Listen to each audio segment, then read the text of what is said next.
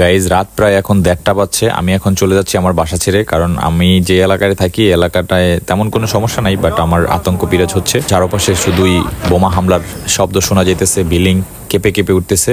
এই মুহূর্তে হাদাত মারছে, দেখতে পারতেছেন, যদিও বোঝা যাইতেছে না, ধোঁয়া উঠতেছে কিন্তু এই জায়গাটা দিয়া। এটা হচ্ছে হাদাস, আর আমি যে এলাকায় থাকি এটা হচ্ছে আয়না রোমানি। ওই দেখছেন ওইখানেও ওই এলাকায় পুরাকে ধোঁয়া দেখা যাইতেছে, দেখতে পারতেছেন। তো আমি আসলে আমার এই এলাকায় তেমন কোনো সমস্যা নাই, বাট আমি আসলে সেফ নেওয়ার জন্য আমি একটু দূরে হাফতুর চলে যাব আমার মামার বাসায়।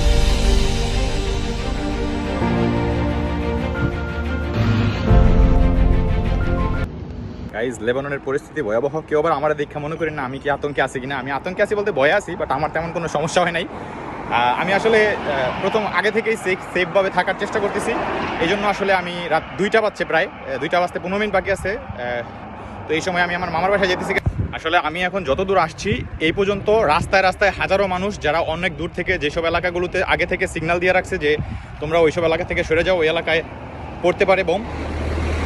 তো ওইসব এলাকা থেকে মানুষগুলো সইরা, অনেকের হয়তো যাওয়ার জায়গা নাই, এই জন্য সবাই রাস্তায় চলে আসছে। রাস্তার আশেপাশে অনেক মানুষ। আমি ভিডিও করি নাই, কারণ এত রাত্রে ভিডিও করলে নিয়ে আবার আমার সন্দেহ করে।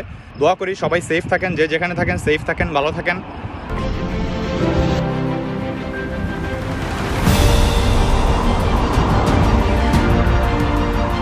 এখানে রেসিডেন্সিয়াল একটা বোসানোভা হোটেল, অনেক মানুষের জায়গা নাই, তো এই জন্য তারা এই হোটেলে এসে উঠছে।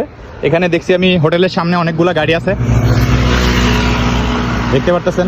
পুরো আতঙ্কিত লেবানন।